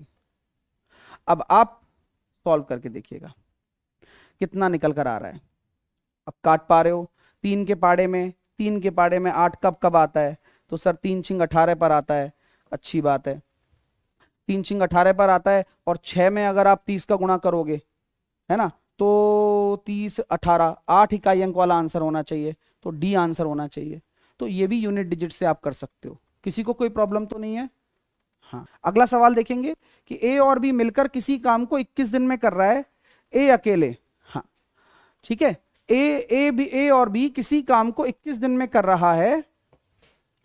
ए अकेले उस काम को 24 दिन में पूरा कर सकता है, तो बी अकेले उसी काम का 1/4 कितने दिनों में पूरा करेगा? तो टोटल वर्क अगर मैं निकालता हूं तो 3 गुणा 7 गुणा 8, तो अगर मैं 21 का भाग दे रहा हूं तो 8 हो गया, अगर मैं 24 का भाग दे रहा हूं तो 7 हो गया। क्वेश्चन ने क्या कहा कि बी अकेला जिसकी एफिशिएंसी 1 है, काम का 1/4 कितने दिन में करेगा। तो ये काम है उसका 1/4 और 1 की एफिशिएंसी से कितने दिन में हो जाएगा, 42 दिन में हो जाएगा, 42 डेज में आंसर आ जाएगा। तो 42 दिन में आंसर आ जाएगा। ठीक है, चलिए आइए अगला सवाल। किसी वस्तु को उसके विक्रय मूल्य के 2/5 पर बेचने पर 4% की हानि होती है। कर दो भाई, खेल कर दो, इस सवाल का खेल कर दो फटाफट। तो किसी वस्तु के विक्रय मूल्य से 2/5 पर बेचने पर रमेश को इतना। अब 2/5 पर अगर आप बेच रहे हो तो इसका मतलब है 40%। कितने का हानि हो रहा है, 4% की हानि हो रही है, यानी कि 96 हो गया। 75% पर अगर आप बेच रहे हो तो क्या होगा, कुछ नहीं होगा, मंजूर है खुदा होगा, बोले हैं। चलिए तो सॉल्व करना बड़ा आसान। 8 से काटा मैंने 5 बार, 8 से काटा मैंने 12 8 96, 5 से काटा मैंने कितनी बार, 15 बार, 15 × 12 180। अगर 180 अगर आ रहा है तो कितना, 100 से कितना ज्यादा है, 80%। वही प्रॉफिट है, वही प्रॉफिट है। मिनटों का काम सेकंडों में आप कर सकते हो। कई बच्चे सोचेंगे सर अगर इसमें बुरी फ्रैक्शन आ गई, मान लो 2/17 कुछ ऐसे आ गई, तो आप ऐसे भी कर सकते हो। 2/5 ऊपर लिख दिया आपने, 75% को 3/4 लिख दिया, तो मैंने इसको 4/3 लिख दिया। बराबर में 4% की हानि 96, तो x निकाल लो। तो ये भी कर सकते हो। 8 से काटा 12 बार, 12 पंजे 60, 6 18, तो x बराबर 180। तो मैं ये इसलिए बता रहा हूं दोनों तरह के जुगाड़। यहां तो परसेंटेज में लिख दिया मैंने। अगर आपको नहीं लगता कि परसेंटेज में लिखना है तो आप डायरेक्ट फ्रैक्शन, ऊपर वाली तो एज इट इज आएगी और नीचे वाली उल्टी हो जाएगी, लेकिन लेना एक जैसी यूनिट में है कि अगर ये फ्रैक्शन में है तो इसको भी फ्रैक्शन में लिखो 3/4, अगर ये परसेंटेज में, ये परसेंटेज में, तो इसको भी परसेंटेज में लिखो। तो वो आपके ऊपर है। और ये जो आप बेच रहे हो ये विक्रय मूल्य के बराबर करना है। तो जो हानि है 4% की है, तो विक्रय मूल्य 96% होगा। तो जो निकला है वो भी विक्रय मूल्य ही है। तो किसी भी क्रय मूल्य से कितना ज्यादा है, 80%, तो वही लाभ हो गया। किसी सामान्य चाल से चलकर एक व्यक्ति अपने कार्यस्थल पर 15 मिनट की देरी से पहुंचता है, यानी कि अगर 4 से अगर 3 से चलवा दूं, 4 की बजाय 3 से चलवा दूं, तो 3 से 4 हो जाएगा। तो वह कितनी देर पहुंच गया, वह 1 बराबर 15 मिनट लेट। तो सामान्य कार्यस्थल पर पहुंचने में, तो सामान्य चाल से कार्यस्थल पर पहुंचने में 45 मिनट का समय लगेगा। सामान्य चाल से कार्यस्थल पर पहुंचने में 45 मिनट का समय लगेगा। अगला करिएगा, सवाल पढ़ लीजिए। अब ये क्वेश्चन देखा, अब इसका हिंदी अर्थ देखो। और मैंने इस क्वेश्चन का भी आपको शानदार ट्रिक बताया हुआ है, ऑलरेडी बताया हुआ है। और ये सवाल मैं अभी आपको करवा रहा हूं ना, ऑलरेडी मैं करवा चुका हूं, पहले भी करवा चुका हूं। ये सवाल पेपर हेड का ही सवाल है, जिसको पता होगा पता होगा। वही केतन और तुषार वाला सवाल है ये। केतन तुषार, रेट 8% है, तो 8% की रेट को फ्रैक्शन में लिख दो। 4 दूनी 8, 25 चौके 100, 25 से 27, तो ये मिल गया 25 से 27। अब मैं ये नहीं कह रहा हूं कि किसको कितना मिलेगा पैसा, केतन और तुषार 2 लोग हैं, तो लिख दिया भाई। अब कहना क्या चाहते हो आप, मैं ये कहना चाहता हूं कि 11 साल का केतन है, 11 साल का केतन है और 12 साल का तुषार है। अब 11 साल के केतन को 22 साल का होने के लिए 11 साल और चाहिए, 12 साल के तुषार को 22 साल का होने के लिए 10 साल और चाहिए। अब आप ये बताओ कि ये 10 साल लगेंगे, इसको 11 साल लगेंगे। जिसका टाइम कम लग रहा है ना उसका पैसा ज्यादा होगा, यानी कि तुषार का पैसा ये होगा और केतन का पैसा ये होगा, खेल खत्म। और 1 साल का ही गैप है दोनों के बीच में, तो एक ही रेशो आएगा। तो डायरेक्ट आप आंसर दे सकते हो इसमें। तुषार का आपको पैसा निकालना है तो 27/52 गुणा 24,700। भाई बात आपको अगर क्लियर हो गई हो तो यस या नो में जवाब आप दे दीजिए, जिससे कि आप सभी लोगों को अगर क्लियर हो गया है मामला तो आप पेपर में एक लाइन में आंसर देके आ सकें। मैंने तो फिर भी थोड़ा टफ डेटा लिया है, वहां तो आसान भी आ सकता है आपके लिए। हाँ ठीक है, चलिए तो आप इसको अब सॉल्व कर लो प्यार से, क्या आंसर आ रहा है देख लो। 9 का मल्टीपल चेक कर लो एक बार, जिसको 9 का मल्टीपल चेक करना है वो भी चेक कर सकता है कि भाई 9 का मल्टीपल वाला जिसका भी आंसर आ रहा है कर लो, कोई इशू नहीं है, लेकिन कर लो। तो 7 और 5 12, 12 और 5 17, 9 का मल्टीपल नहीं है, 7 और 5 12, 12 ये तो 9 खत्म, 12 और 1 तो ये भी नहीं है, 8 और 1 9, ये 9 ये हो सकता है, 6 और 3 9, ये आंसर सी होगा क्या इसका? मैंने कैलकुलेशन नहीं करी, दिमाग थोड़ा लगा रहा हूँ, सी आंसर आना चाहिए। पेपर में ये चीजें बहुत काम आती हैं, बहुत ज्यादा काम आती हैं। ठीक है मेरे भाई? हाँ ठीक है, किसी को कोई समस्या तो नहीं है? सवाल अगला देखिए कि इन आंकड़ों की माध्यिका आपको दी हुई है। मैंने माध्यिका पढ़ाया था आपको थोड़े दिन पहले, एज इट इज सवाल कराया हुआ है। हाँ तो 350 डिग्री अगर आपकी 350 अगर आपकी माध्यिका है तो माध्यिका निकालने का तरीका क्या होता है ये आपको पता है होना चाहिए कि संचयी बारंबारता हम निकालते हैं, 4 है, 6 और 4 10 है, 10 प्लस एक्स है, और ये हो गया सर जी 20 प्लस एक्स हो जाएगा, 20 प्लस एक्स प्लस वाई हो जाएगा, और यहां पर आपका 28 प्लस एक्स प्लस वाई हो जाएगा। बोलो हाँ या ना? बोले सर ठीक है, अच्छा लग रहा है। संचयी बारंबारता निकालना आता है ना, 4 और 6 10, 10 plus x, 20 plus x, 20 plus x plus y, 28 plus x plus y. कहना क्या चाहते हो भाई? टोटल आवर्ती मेरी 40 है, तो टोटल आवर्ती मेरी 40 है, तो यहां से एक कंक्लूजन निकल कर आ गया कि एक्स प्लस वाई की वैल्यू 12 आ जाएगी। भाई ये बात भी बहुत अच्छी लगी सर आपकी। अब टोटल आवर्ती 40 है, तो क्वेश्चन ने ये कहा है कि माध्यिका 320 350 है, तो मेरा जो इंटरवल होगा वो यही होगा। अरे वाह, इंटरवल अगर ये होगा तो फ्रीक्वेंसी मुझे पता चल गई है, ये भी बहुत बढ़िया बात रही सर, बहुत अच्छी बात है। अगर फ्रीक्वेंसी पता चल गई है यानी कि जो n/2 होने वाला है कितना होगा, 40/2 20, वो यहां कहीं होगा, उसकी अगली संचयी बारंबारता के संगत हम ले लेते हैं मामला। बोले सर बहुत अच्छा लग रहा है। अब लगा दो अपना माध्यिका बराबर lower limit plus n/2 minus का c upon f into interval.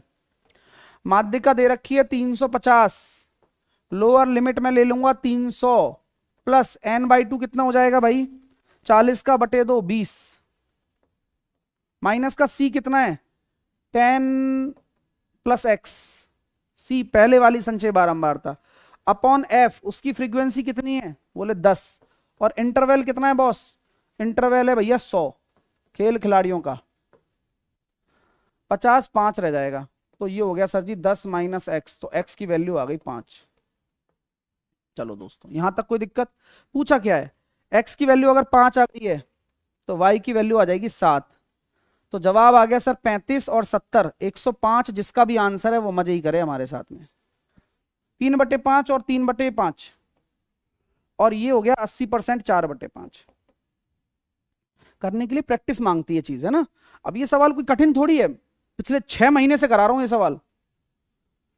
तो 2 से 1 की कमी, 5 में 3 की कमी, 5 में 3 की कमी, चौथे महीने में वृद्धि, 5 से 4 की वृद्धि 9।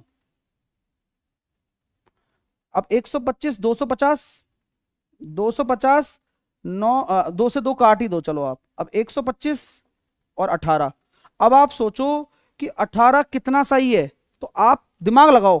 मैं कैसे सोच रहा हूं पता है, मैं कह रहा हूं 14.4 आएगा, लो डायरेक्ट, और 100 में से घटा दूंगा, आंसर आ जाएगा मेरा 85.6 आंसर होगा। अब मैंने क्या किया, मैंने दिमाग लगाया, और मैं उम्मीद कर सकता हूं कि आप भी लगाएं।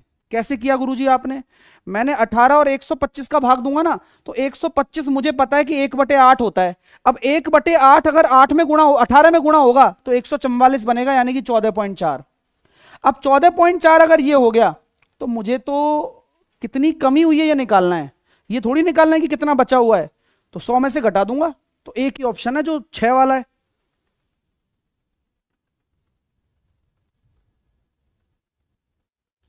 तो आप कहते हो ना कि टफ कैलकुलेशन है नहीं, उसको आसान बनाना पड़ता है और उसके लिए प्रैक्टिस लगती है। डेटा के बहुलक और माध्यिका का अंतर दिया हुआ है, तो माध्यिका और माध्य का अंतर बताओ।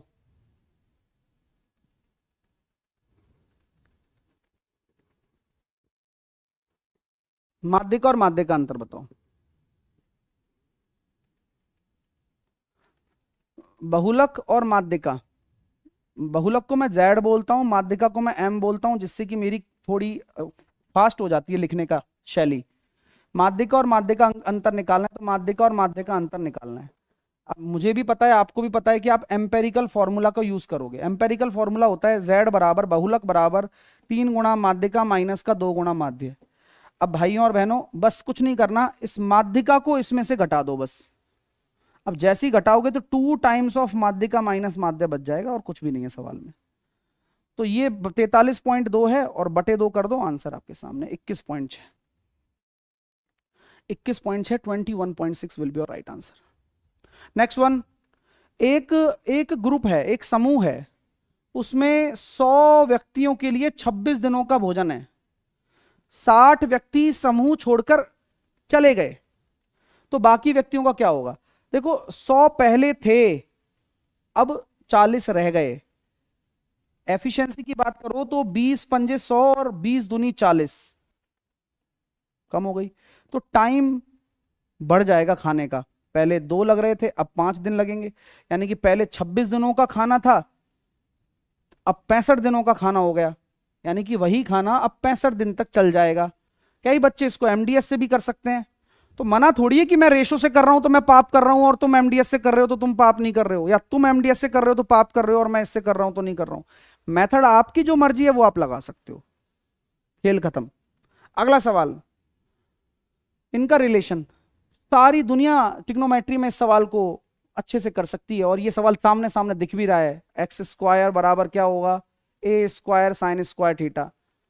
अभी ट्रिग्नोमेट्री पढ़ाया है, आर स्क्वायर वाला सवाल है, मैंने आर लिया था, r sine theta, r cos theta, check कर लेना मेरे भाइयों, अगर आपके पास समय हो, अगर आपने ले रखा हो बैच तो, वरना कोई बात ही नहीं है। तो इनका रिलेशन पूछा है तो रिलेशन भैया ए स्क्वायर आ जाएगा। कॉमन रिलेशन होता है, हमेशा के लिए याद रख सकते हो, कोई बड़ी बात नहीं है। चलिए अगला करिए।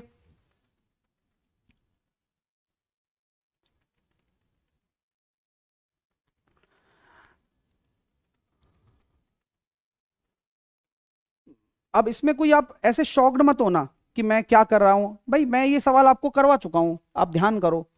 ए cube B cube C cube की बात आती है तो ये किसके बराबर होता है? 3abc के बराबर होता है, लेकिन ऐसे थोड़ी हो जाता है। कब होता है? जब a प्लस बी प्लस सी 0 के बराबर हो। क्या है? हाँ है ना, 1/14 प्लस का 1/14 माइनस का 1/7, तो 2/7, सॉरी 2/14 1/7 माइनस 1/7, तो ये तो 0 के बराबर ही आ रहा है, तो 3abc के बराबर ही आंसर होगा। तो अब चिन्ह सहित रखिएगा बस। a की वैल्यू 1/14, b की वैल्यू 1/14, c की वैल्यू माइनस का 1/7, बस इतना सा ध्यान रखना। वो आपको अपनी बुद्धि में दिमाग लगाना पड़ेगा, अदरवाइज आप आंसर लाते लाते भी आप गलत करके चले जाओगे। हाँ, अब मुझे तो उन बच्चों पे बड़ा आश्चर्य आ रहा है जो 0 आंसर दे रहे हैं। मतलब यार क्या ही, मतलब अब आप खुद सोचो कि क्या ही आप पढ़े होगे, बताओ हैं, क्या ही आप पढ़े होगे और किन से आप पढ़े होगे मुझे नहीं पता। मैं आपको एक ही बात हमेशा बोलता हूं कि आप अगर दिमाग को ठंडा रख के सोचोगे तो कभी गलती नहीं करोगे। तो सोचो यार, अच्छे से पढ़ाई करोगे ना, ठीक है। तो 0 क्यों दे रहे हो यार? क्या बेवकूफ थोड़ी हो तुम यार, 0 दे रहे हो जो। 0 कब होता है ये भी तो सोचा करो। ए क्यूब प्लस का बी क्यूब प्लस का सी क्यूब माइनस का 3abc होता है, तब 0 होता है। यहां तो पूछा ही यही गया है, तो बराबर 3abc होगा, और abc की वैल्यू विद सा साइन रखी जाएगी, चिन्ह सहित।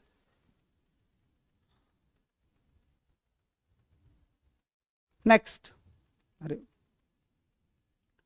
क्वाड्रेटिक इक्वेशन का अधिकतम मान अलग से वीडियो बना के बताई हुई है मैंने, अलग से बढ़िया बड़ी।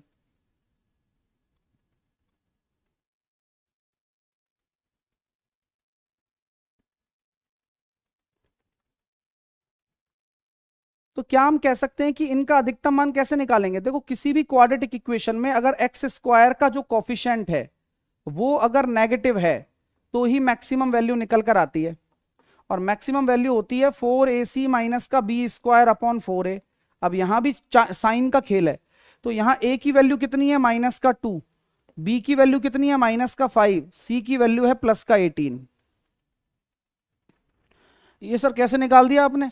ए एक्स स्क्वायर प्लस का बी एक्स प्लस का सी, ये स्टैंडर्ड फॉर्म है, उससे कंपैरिजन किया जाता है। तो 4, ए की वैल्यू कितनी है? माइनस का 2, सी की वैल्यू कितनी है? प्लस का 18 माइनस का बी स्क्वायर तो 25 और 4a। 4a माइनस का 8 माइनस का 144 माइनस ये हो गया 169/8 माइनस माइनस कट जाएगा, ये मैक्सिमम वैल्यू आ गई आपकी। ठीक है, चलिए क्लियर है। 125 मीटर 99 मीटर लंबाई वाली दो रेलगाड़ियां विपरीत दिशाओं में चल रही हैं, एक दूसरे को कितनी देर में पार करेंगी? तो जब ऐसा हो रहा होता है तो आप ये देखिए कि 224 72 किलोमीटर प्रति घंटा को 5/18 से गुणा कर दिया तो कितनी देर में एक दूसरे को पार करेंगे? 18 चौके 72, 111.2 सेकंड में, 11.2 सेकंड में पार कर देंगे। अगला सवाल देखिएगा, 3 पेंसिल 5 पेन का कुल मूल्य दे रखा है, 5 पेंसिल 3 पेन, तो ये आसान सवाल हो जाएगा क्योंकि कॉफिशिएंट चेंज हो रहे हैं। 3 पेंसिल 5 पेन 81 रुपए, 5 पेंसिल 3 पेन 71 रुपया। देखिए केवल कॉफिशिएंट चेंज हुए हैं। देखो तो आप है ना एक एक इक्वेशन तो जोड़कर बना लो कि 8 पेंसिल और 8 पेन 152, तो एक पेंसिल और एक पेन की कीमत 19। अब इसमें से ये घटा लो तो 2 पेंसिल 2 पेन, या ऊपर यूं घटाना पड़ेगा, तो 2 पेन माइनस पेंसिल 10/2 करूंगा तो 5 आ गया। अब आप इनको ऐड कर दो तो पेन की कीमत निकल कर आ जाएगी 12 रुपया और पेंसिल की कीमत आ जाएगी 7 रुपया। अब पूछा क्या गया है, कैलकुलेशन करके ही कर रहा हूं सारा काम। एक पेंसिल 7, 2 पेन 24, तो 24 और 7 31, 31 आंसर है। नेक्स्ट, एक वस्तु को उसके अंकित मूल्य पर प्रत्येक 25% की 2 क्रमागत समान छूट के बाद इतने में बेचा जाता है, तो छूट कितनी है ये पूछिए बस। बहुत बढ़िया सवाल है। जैसे कि आपने उतने में बेचा तो आप पहले एमआरपी निकाल दो, एमआरपी निकलते ही देखो आप 25% की 2 छूट है, यानी कि 75% और 75% 2 हो गया और बराबर कर दिया 864। 9 का पाड़ा बोलूंगा, 9 नाम 81, 9 छिकी 54, 96 इंटू 16, 16 छिक 96, सॉरी 16 छिक 96, 16 नंबर 144 और 9, 144 और 9 153। तो अब आप देखो 1536 एमआरपी है, उतने में बेच रहे हो तो घटा दोगे तो वही डिस्काउंट हो जाएगा जी बिल्कुल। 2 उम्मीदवारों के बीच में एक चुनाव में 85% मतदाताओं ने अपने मत डाले, यानी कि उन्होंने अपने वोट्स डाल दिए। डाले गए मतों में से 6% इनवैलिड घोषित कर दिया गया और जीतने वाले उम्मीदवार ने वैलिड वोट का 60% प्राप्त किया। यदि पात्र मतदाताओं की संख्या इतनी थी तो जीतने, अरे भाई 10,000 वोट हैं टोटल, 85% वोट डाले गए हैं, जिनमें से 6% इनवैलिड हो गए तो 94% वैलिड हो गए और जीतने वाले को वैलिड वोट का 60% मिल गया। 5 से 17, 17 थी 51, 4 यूनिट डिजिट वाला आंसर बोले सर, सारे के सारे 4 ही हैं। 3 से डिविजिबल वाला आंसर है तो सर 8 और 4 12 ये नहीं होगा, 8 और 4 12 ये भी नहीं होगा, और 9 और 7 और 4 11 और 4 15 ये हो सकता है, 8 और 4 12 और ये भी हो सकता है। तो आंसर होगा सर इन दोनों में से, सी और डी में से। और क्या सोच रहे हो गुरुजी? और सोच रहा हूं कि 2 का मल्टीपल होगा, 4 का नहीं होगा। अरे खेल हो गया, ये बात है भाई। देख रहे हो क्या, देख रहे हो? ऐसा सोचने में आपका क्या जा रहा है? आप बेहतर सोचिए और कैलकुलेशन कम से कम करिए। यही सारी चीजें काम आती हैं जब बाहर बच्चा निकलता है, इस तरह की प्रैक्टिस करके जाता है। ऑलरेडी मैं ये सारे काम पहले से करवाता हूं आपको, तो आप अच्छा करके आओगे। ठीक है, चलिए अगला सवाल करिए। 8 और 3, तो डायरेक्ट आप सोच सकते हो कि सर 8 और 3 लेने पर अंतर 5 आ रहा है, तो 8 का क्यूब 512 माइनस 3 का क्यूब 27, 12 में से 7 गया तो 5, 50 में से 2 गया तो 48, 485। जैसे शोभा देवी नाम की लड़की है जो इधर उधर की बातें करते हैं, उनको वो अब क्या कहते हैं, बंदर क्या जाने अदरक का स्वाद वाली बात है। अब तुम क्या क्या नापोगे यार, मतलब बात सोचो सही। ऐसे नाप ही नहीं सकते हो ना तुम जानते ही नहीं हो कि भाई मेहनत कितनी की जा रही है और कितनी लग रही है। तुम्हें बस ऐसा लग रहा है कि आज क्लास में आए हैं तो बस ऐसे ही कोई टीचर होगा चलता फिरता। अगला सवाल करिए। चलिए, निम्न में से कौन सी संख्या डिविजिबल नहीं है? किससे डिविजिबल नहीं है? ये संख्या किससे डिविजिबल नहीं है? 4 से नहीं है भैया। हा हा हा, बताइए, मजाक कैसा लगा? इसको लिख सकता हूं मैं कॉस 33 ना, नहीं लिख सकते क्योंकि 33 थोड़ी लिख सकते हो। फिर क्या करना चाहते हो आप?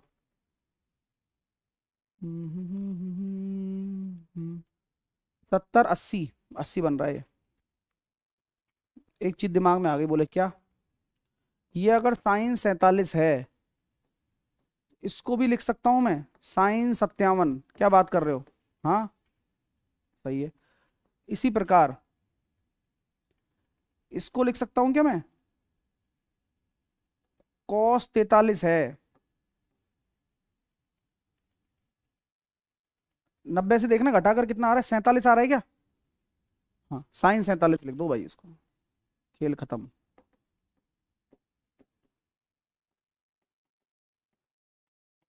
जीरो आंसर आ गया। कॉम्प्लीमेंट्री एंगल का प्यारा सा सवाल है। कॉम्प्लीमेंट्री एंगल का प्यारा सा सवाल है, सोचना पड़ता है बस थोड़ा सा। 2√3 और 6√5 का तृतीय अनुपात क्या होगा? तृतीय अनुपात के लिए क्या होता है? दूसरी संख्या का स्क्वायर बटे पहली संख्या।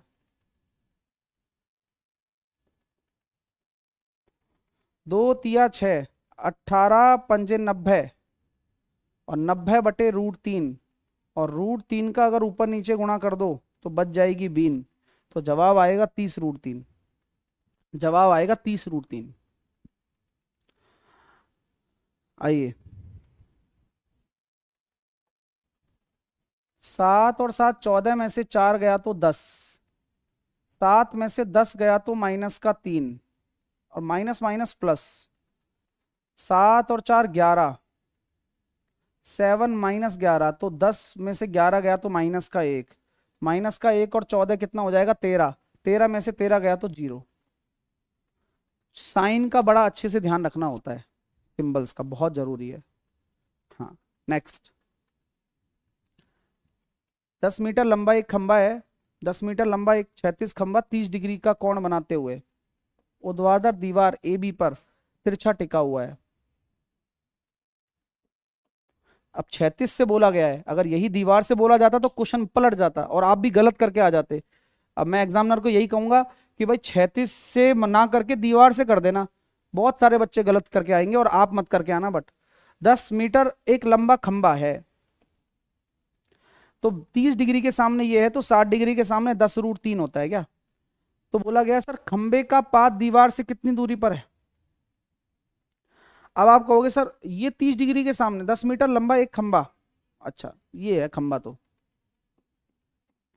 90 डिग्री का ये 5 हो जाएगा तो आंसर आएगा 5√3। क्यों क्यों क्यों? सीढ़ी नहीं है, खंबा है ना, इसलिए खंबे को ऐसे लटकाया गया है, ऐसा बोला जा रहा है। अगला सवाल देखेंगे। अंकित मूल्य 65% की छूट और 30% और 40% की दो लगातार छूट के विक्रय मूल्य का अंतर दिया हुआ है।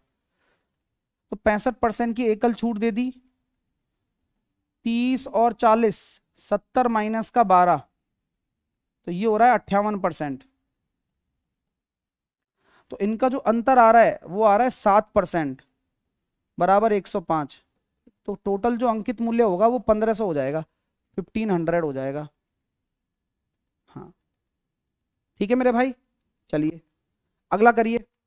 आइए, तो क्या हम ये कह सकते हैं, सवाल को देखिए, अब ऐसा सवाल आपके सिंप्लीफिकेशन में आ रहा है तो अगर आप इसको 3 सेक्शन में बांट दो, ये एक सेक्शन हो गया, ये एक सेक्शन हो चुका है और ये एक सेक्शन हो चुका है, तो आप कभी भी स्ट्रेस में नहीं आओगे। सिंपल ये सॉल्व करना है, 4/1/2, 2/2 1, कोई दिक्कत नहीं। माइनस, 18 दूनी 36 नीचे आ जाएगा, 4 एकम 4 कट गया 1 प्लस, अब देखो कितना आसान हो गया ना, 6 और 15/6, 2 से काटा 3 बार, 3 पंजे 15, 5, तो आंसर 5 आ जाएगा। अदरवाइज दूर से देखने पर कितना टफ लग रहा होगा आपको ये सवाल। क्लियर है? हाँ भाई, मजा आ गया, आना ही था वो तो, क्यों नहीं आएगा मजा, मजा तो दिया ही गया है आपको। तो भैया अगर आपको पसंद आया है तो लाइक शेयर करेंगे आप, पीडीएफ नीचे मिल जाएगी, एप्लीकेशन डाउनलोड कर लेना, Google play store, Apple play store सब पे मिल जाती है। और रेटिंग भी करो यार, 5 स्टार कम से कम, चॉकलेट खा लेंगे फिर अपन। नए बैच आपके आ रहे हैं, 10 तारीख से शुरू हो गए हैं और आ चुके हैं, आप ज्वाइन कर लो, ऑफर चल रहा है, इससे बढ़िया मौका नहीं मिलेगा। आराम से मैं तो क्वेश्चन देता हूं, बच्चा सोच समझ के बढ़िया तरीके से ले हमारा, ठीक है। रेलवे प्राइम बैच नाम है उसका, जिसमें सारी सब्जेक्ट इतने में 1.5 साल की वैलिडिटी। अलग अलग लेना चाहते हो कॉम्बो ले सकते हो, मैथ रीजनिंग का भी डाला है, मैथ का भी है, अलग अलग भी है, ठीक है। तो जो भी ले लोगे यही ऑफर है, इससे बढ़िया दोबारा नहीं आएगा। अब आप डिसाइड करो कि आपको ऐसी अटेम्प्ट देना है इधर उधर भटक कर, या सिलेक्शन लेना है। ये ध्यान रखना, भीड़ पे भरोसा नहीं करना है, मेहनत पे करना है। आपको अगर मेहनत में कोई कमी नजर आए तो बोल देना, हमारी तो नहीं छोड़ते हम कमी, और इसी वजह से सिलेक्शन देते भी हैं लगातार। तो मैं 200 दिन देने के लिए रेडी हूं, आप मेरे साथ रेडी हैं तो तैयार हो जाइए। एप्लीकेशन को डाउनलोड करके पेड कोर्स में जाकर प्राइम बैच आप ज्वाइन कर सकते हो। कोई कूपन नहीं लगाना और कोई क्यूआर पे पेमेंट नहीं करना, अपने यूपीआई से पेमेंट करो, बढ़िया, ठीक है। फाउंडेशन लेना है तो वीओडी ले सकते हो, इनके लिए भी कूपन लगा हुआ है। टारगेट लेना टारगेट ले सकते हो, जैसी आपकी मर्जी हो। मैंने आपको बता भी दिया है, शुरू में ही बता दिया कि भाई कौन सा बेस्ट है। जो आपको लेना है आपकी सहूलियत के लिए सारे बेस्ट हैं।